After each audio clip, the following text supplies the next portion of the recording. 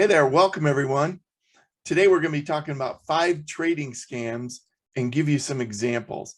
I'm Kevin Davey and I'm here with Jacob Amaral from We Trade Labs, and he and I have been working together on some different things, and we thought it would be useful to identify some scams that are out there that people fall for and kind of give you some tips to avoid them. So welcome, Jacob. Thanks for having me, Kevin. And I think there's going to be a lot of value in this video and kind of talking about some unique scams and how people sort of get away with it, and also how to protect yourselves from these scams so you can kind of progress as a better trader overall. So super excited for it. Thanks. All right, so we've each researched on our own some of these scams, and Jacob's going to present a couple, I'm going to present a couple, and we'll kind of go back and forth. And I think you'll find it pretty entertaining. So first, a disclaimer, don't trade with money you can't afford to lose. Past performance is not indicative of future results. Treat all results as hypothetical. With that groundwork laid, let's get into scam number 1. I'm going to talk about this scam, and this is the educators that never lose, which I'm sure you've seen it. So I'm on a lot of different email lists for other trading educators just to see what people are saying and what they're doing. And a couple of weeks ago, I received one that really exemplifies this rule, that fake educators are out there lying a lot. Okay, so what do I mean by that? Well, I got an email and it was from this person, and I've blocked out his eyes so you can't really tell who he is, that kind of thing. But really, it says he's a highly respected educator and trader. And the thing that caught my eye was this red box where it says he has not had a single losing day of trading in the past 4 years. Now, I don't know about you, Jacob, but for me, that's huge. I mean, 4 years? Can you believe that? I mean, yeah, this guy would be outperforming every hedge fund trader in the world with that, and he'd be a trillionaire. So that's crazy. Yeah. And so I said, wow, if that's true. But then I'm like, yeah, that kind of sounds fishy. So my rule of thumb is when there's a claim that's just way out there, that's extraordinary, it requires some investigation. So I decided to dig around, and I found some previous webinars that this person had been doing. And, he was doing webinars every few months just to get new clients in. And here's what I found. So August 27th of 2022, that was the one I just showed you. He said he had not had a single losing day of trading in the past 4 years. Okay. Well, I also found a webinar that he advertised back in February of 2020. And he said he had not had a losing day in more than 3 years. Whoa. So there's some overlap there. Then September 2019, again, he says no losing day in last 3 years. And then February 2019, no losing days in the last 4 years. So he went 4 years, 3 years, 3 years, 4 years. I mean, incredible performance. Wow. I mean, it goes way beyond 4 years, right? So I did the math here, and you can see what I did was I kind of did a reverse timeline of, okay, in August, he said he went back 4 years. So that takes you back to 2018, no losing days. Well, then you take his 2020 claim, take it back 3 years. Now you're back to 2017, around the beginning of it.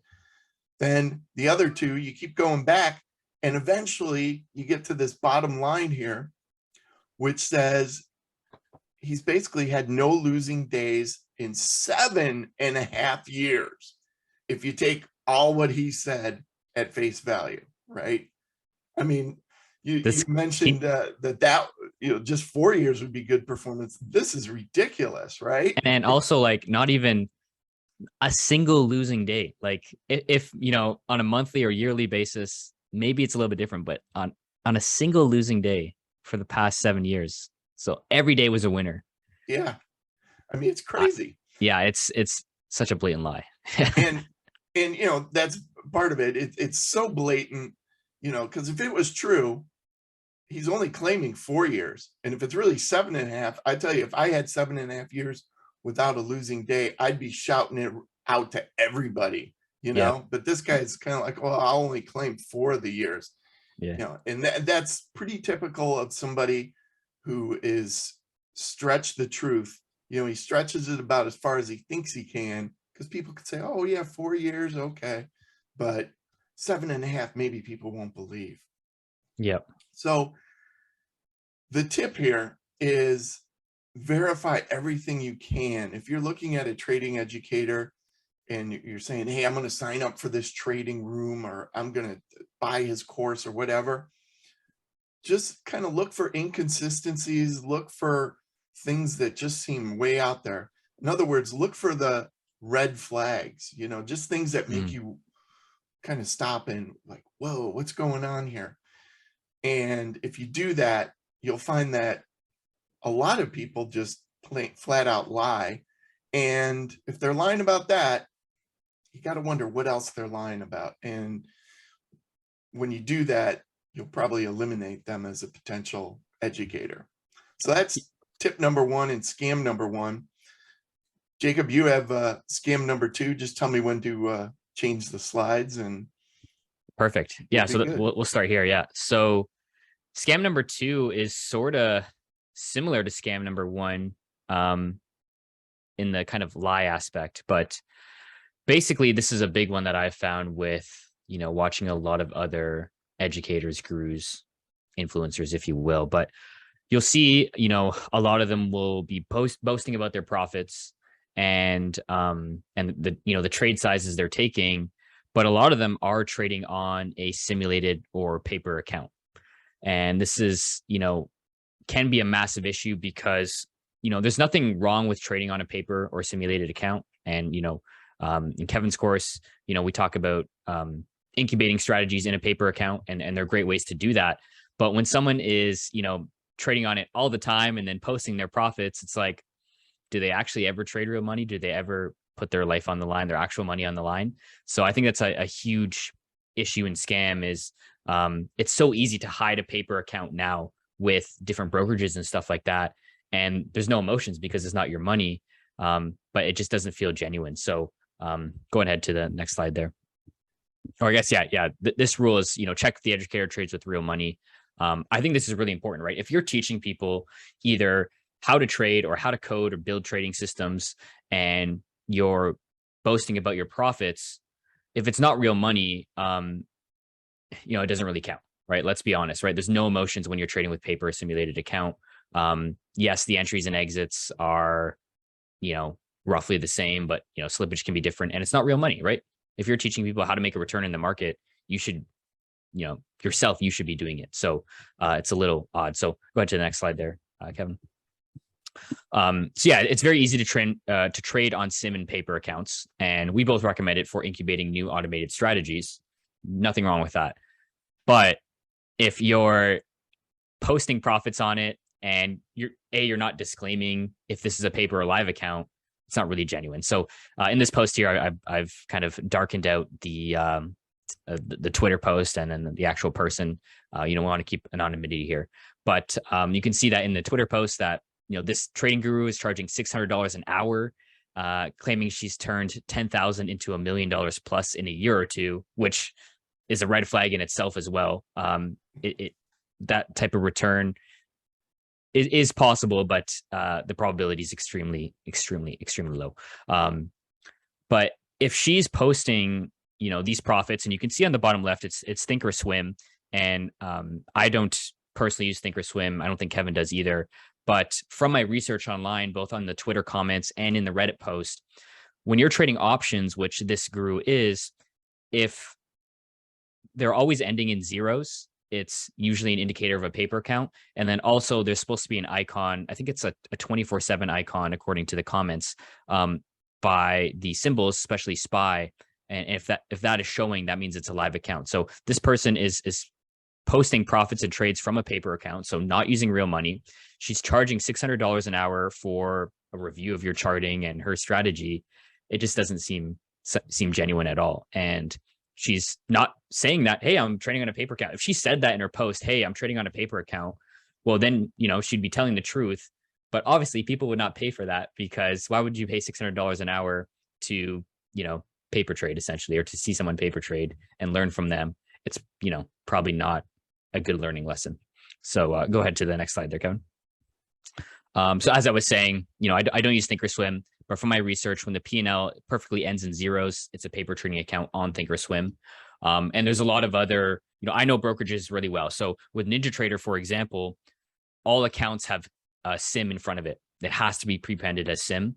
So you'll see a lot of these vendors and gurus showing their trades, but they never show their account number. And I get that. You don't want to show your account number. You don't want to show, you don't want people to have access to that, because maybe, they can get some information on you. And that's fine. I understand that. I show mine anyways on my videos, just for super transparency, but I can get that.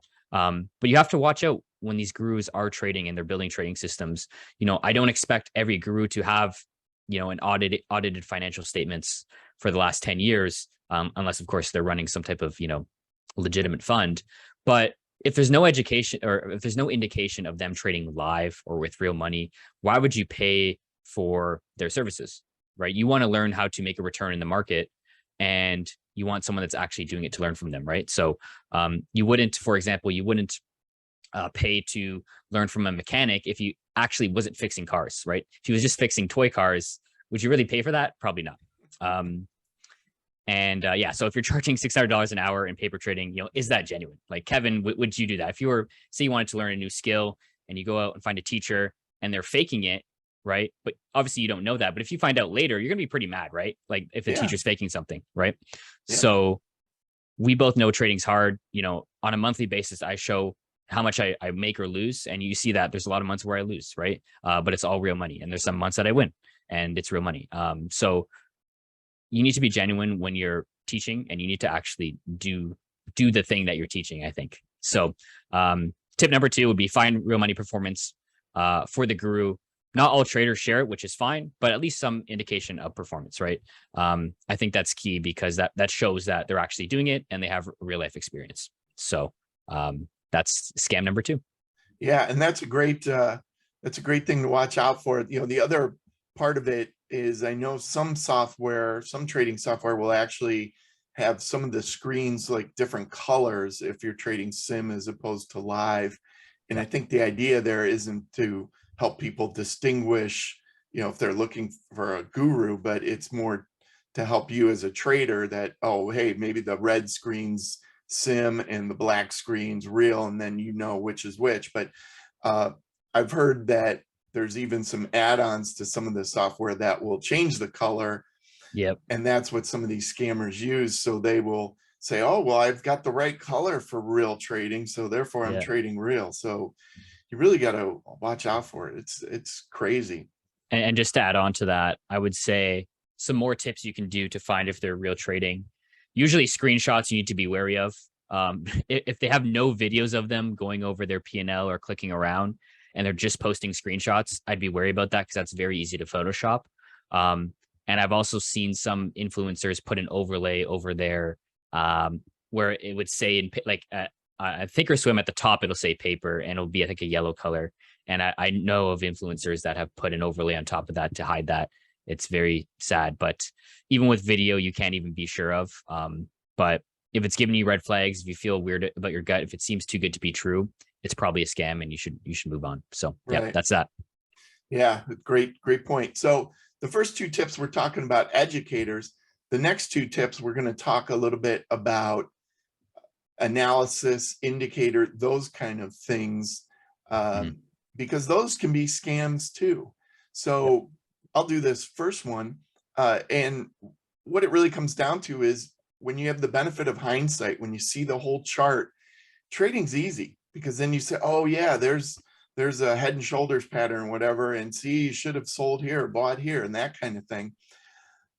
Looking at a chart after the fact is really bogus, and it can really mess you up, because in real time, you're not going to see the whole chart. You've got to make a decision just based on what you see on the left side, and you haven't seen the right side. So here's an example of that. This was a webinar that this Trendline guru did, where he was talking about how great trend lines were, how you can make tons of money.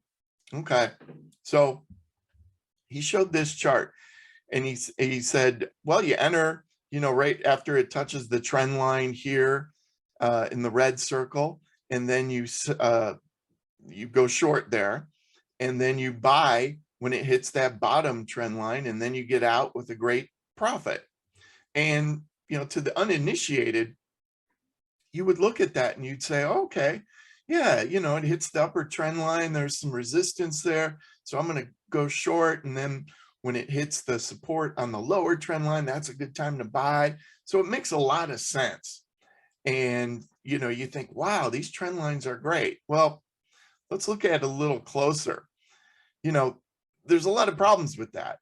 And the first one is, how could you even draw a trend line before you knew where the swing high was? And what I mean by that is, you didn't know to draw this upper trend line until the next bar when it went down. And then you could say, okay, I can draw it there.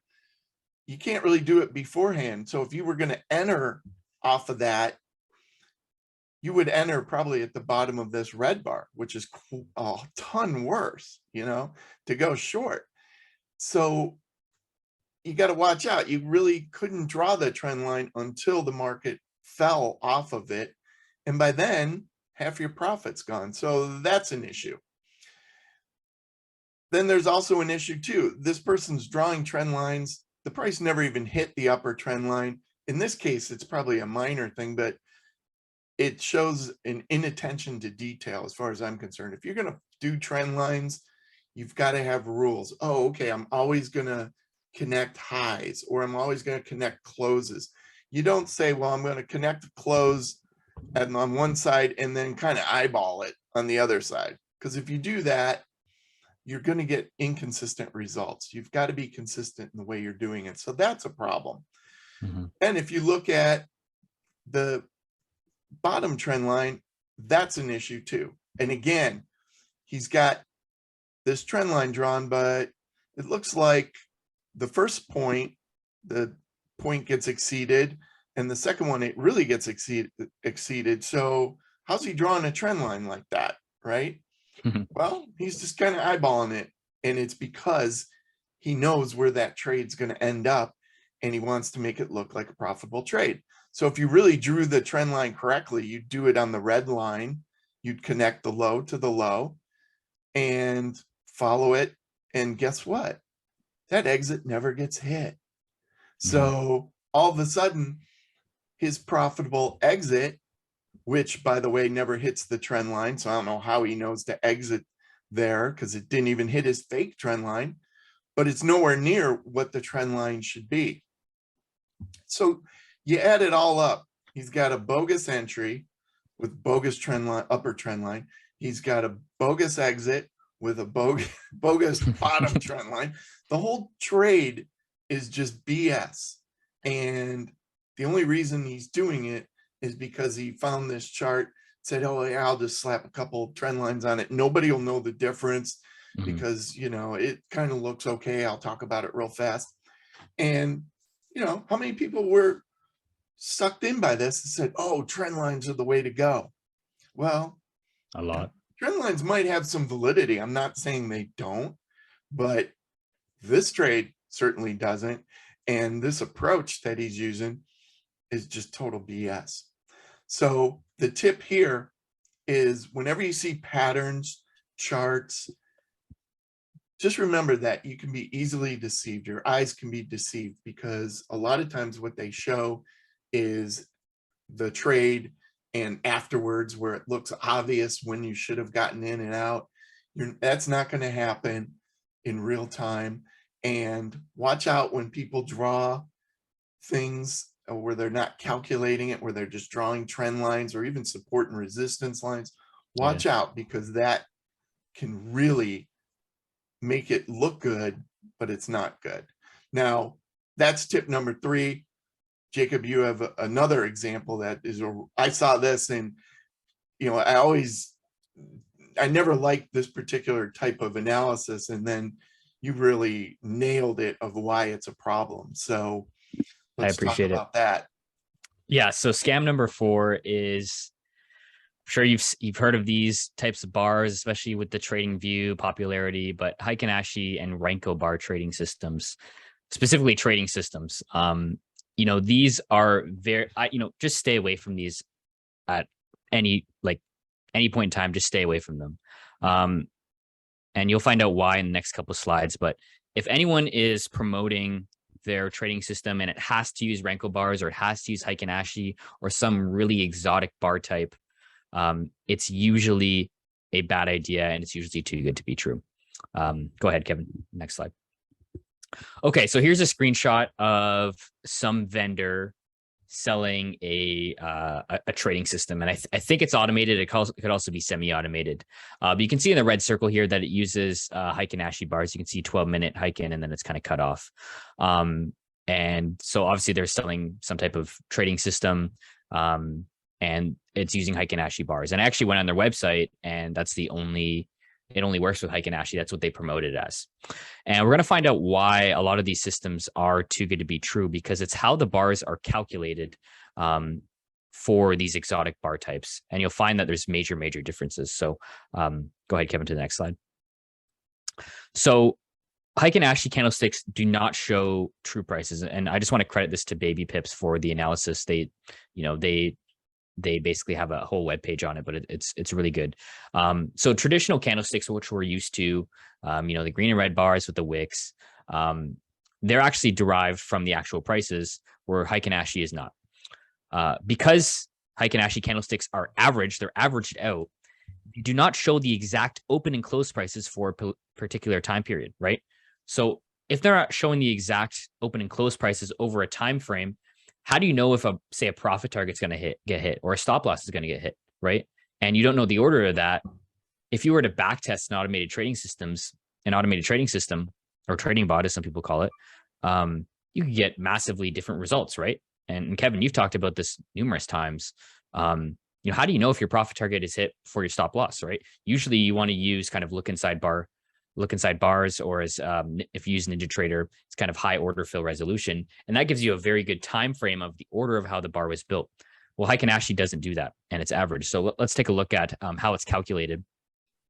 So here on the chart, we have the euro US dollar forex pair, and this is Heikin-Ashi. Okay, so it had an open price of 1.09. 005, and then the close price of 1.08. Okay. And it's a red bar. We can see it's a red bar. Okay, cool. Right. So it looks like, maybe if you shorted that bar, you would have had a good entry. Now, if we go to the next slide here, once again, that's just reiterating what I said. But if you look at the actual normal Japanese candlestick, the open price was 1.08373, and the close price was 1.08706, and it was actually a green bar, right? So the order in which the bar was built, it actually went up in price. Okay. So that's a massive difference, right? If you're building a trading system and you're selling on close, or, you have a profit target and stop loss that's very, very, tight, you want to know in which order that happened, so your results are accurate. Because when you go to live test it, right, you want those results to be as similar to your back test as possible, right? The only difference usually, from my experience, well, there might be two differences, is maybe a technical issue or a slippage, right? But, the entries and exit times should be very, very, very, similar. So when you're using Heikin-Ashi, right, those open and close prices are different, and you don't know the order in which they were built. So on the next slide here, it actually does the comparison. Actually, before the comparison, I think I have a chart after, but basically, as I was saying, in the traditional candlesticks, it was actually green, where Heikin-Ashi was red, right? Which is really confusing. And Renko bars have a similar scenario. They're calculated a little bit different, but overall, you don't want to add complications to a trading system. And Heikin-Ashi and Renko bars do that. Okay. Now, there is ways to, at least in NinjaTrader, which is a platform I use, I don't know about Kevin, with TradeStation, but there is ways to back test Heikin-Ashi and Renko correctly but you have to do a bunch of you have to add these add-ons, and it's just a bunch of mess, right? It's just a bunch of overcomplications that you don't need to add to your trading system. So when you're building trading systems or you're looking at maybe purchasing something from a trading vendor, I would recommend sticking to normal candlesticks for simplicity. We saw that the Heiken Ashi was actually a red bar. The traditional candlestick was a green bar. And if you don't know the order in which that was built, how can you back test and test a good trading system? So stay away from exotic bar types.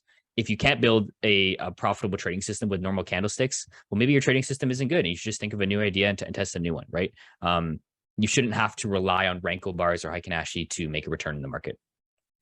Yep, and that's a great tip, and it even you said it exactly what I tell my students: just avoid all exotic bar types. And the interesting thing is, even point and figure bars, which is like a classic pattern, you wouldn't think of it as exotic. Even that just doesn't back test correctly unless you do a bunch of stuff to it. And for most people, it's just better just to avoid these bars.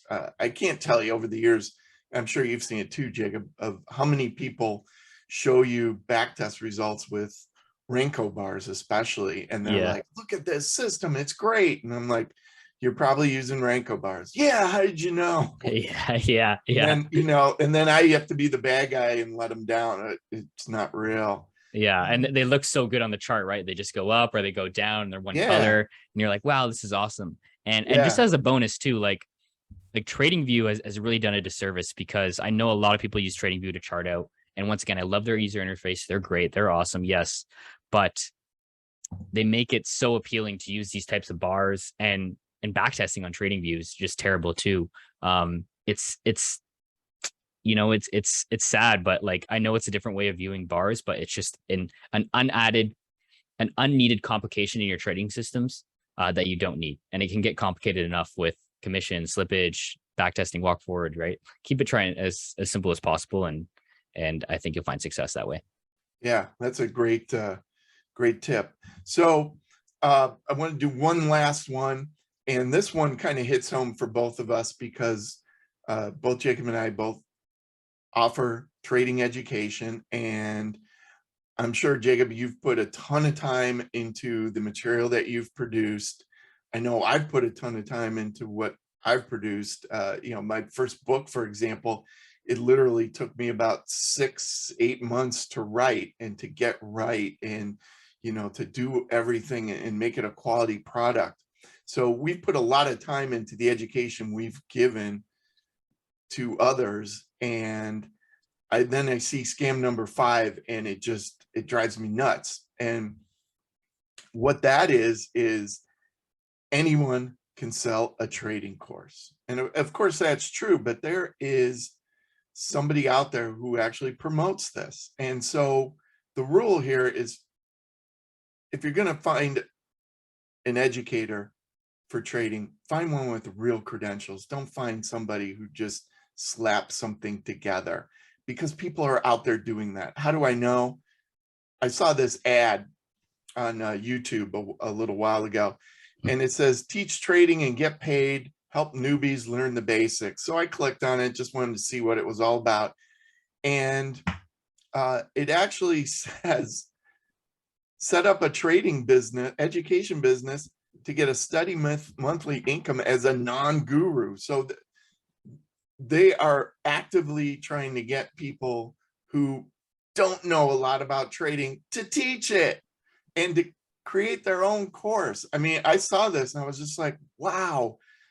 I don't know if maybe it's just the people selling the course are making money from the people hoping to have a trading education business or what, but here's some of the things they say in their course. They say, create your course in a weekend. Yeah, okay, that's going to be a quality product from a non-guru. And then write a book with just 24 hours of work. Yeah, that's going to be a really good. And I've seen this ad over and over again, and maybe it's the YouTube algorithm. Once you click on it, it keeps bringing you back to it. But I get the feeling that there's a lot of people going for this, and it's probably people who have failed at trading and said, well, hey, I know some of the basics. I can at least teach a little bit, and yeah, I'm not a guru, but I know what support and resistance are and those kind of things. So maybe it's not a scam because this guy is saying, hey, you're a non-guru, but you could still create trading material. But wow, just imagine yourself trying to learn from somebody who actually says, hey, I'm not a guru, but I'll teach you how to trade. It would be like trying to learn soccer from a coach who says, well, hey, I've never played soccer, I know very little about it, but I've watched a few games on TV, so I can probably tell you the basics, use your Yeah. foot, kick the ball, that kind of thing. Yeah, that's what you're going to get with a lot of trading education out there, because it's really, what I've seen is trading education's exploded, especially with Twitter and Discord. And Yep. I saw something today where it said, it was on Twitter, it said 90% of traders lose, except on Twitter. That's where Yeah. 90% of traders win. It's Yeah. amazing how great Twitter is with getting all the winning traders together in one forum. Yeah. Either that or they're lying. So, and that goes back to our first couple of scams, but just watch out again. It's buyer beware out there. And if you have somebody who can make money selling a course, teaching others to make a trading course, then that this industry is just full of charlatans. Yep. So that's tip number 5: avoid the non-gurus masquerading as traders. And um, that one just blew me away, that somebody said, oh, hey, yeah, actually, if you're not a guru, it's actually better to teach a course.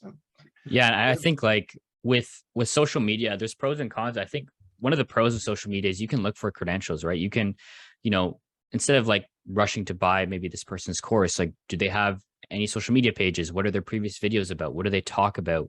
Get a sense of what they talk about. Are they trading live money? Or do they know what they're talking about? Do they feel genuine, right? And usually within a couple of videos or whatever content they create, you can kind of get a sense of that, right? Like initially when I started watching Kevin, like instantly I was like, this guy's genuine, because the stuff he's talking about, he's realistic. He's not talking about crazy profits. I know as soon as someone starts talking about like crazy profits and they seem too good to be true and their thumbnails are all nice, I'm like, immediately I'm like, I probably don't trust this person. So I think definitely with this tip, you're the author, whoever's making this course, research them, right? Research them. And if you can't find anything about them, well, it's probably, a red flag. Yep, definitely. Yep. All right, so let's just wrap it up. Maybe do you want to take this, Jacob? Yeah, sure. So in summary, a lot of educators flat out lie. We talked about the paper trading, that one guru.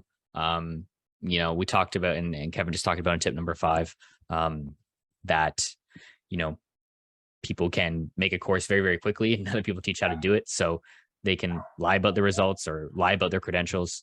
And many indicators and analysis approaches deceive you with visual sticks and hindsight bias. So we talked about that with the trend lines and patterns. We talked about that with the Heikin-Ashi and Renko bars. You want to stay away from complications.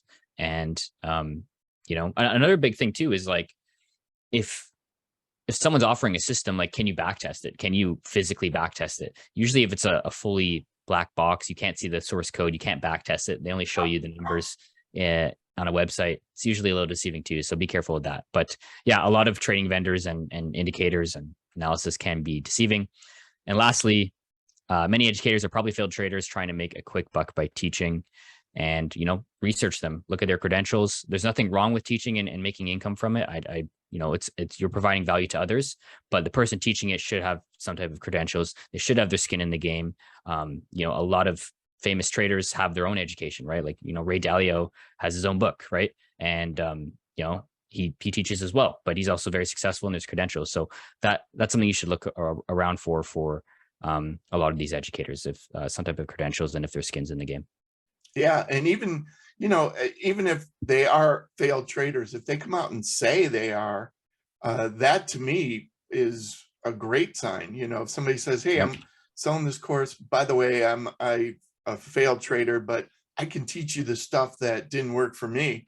You know, there might be some value in that, but Yep. unfortunately, I think from a like a sales pitch point of view, going out and telling people you're a failed trader probably doesn't work. Yeah. It's like, why would I listen to somebody who keeps failing? But Yeah.